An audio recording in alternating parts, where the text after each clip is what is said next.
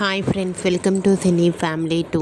ఒకప్పుడు స్టార్ మా ఛానల్లో చిన్ని సీరియల్లో హీరోయిన్ కావేరి క్యారెక్టర్లో కావ్యశ్రీ చాలా అద్భుతంగా నటించి తనకంటూ ప్రత్యేకమైన గుర్తింపును సంపాదించుకుంది.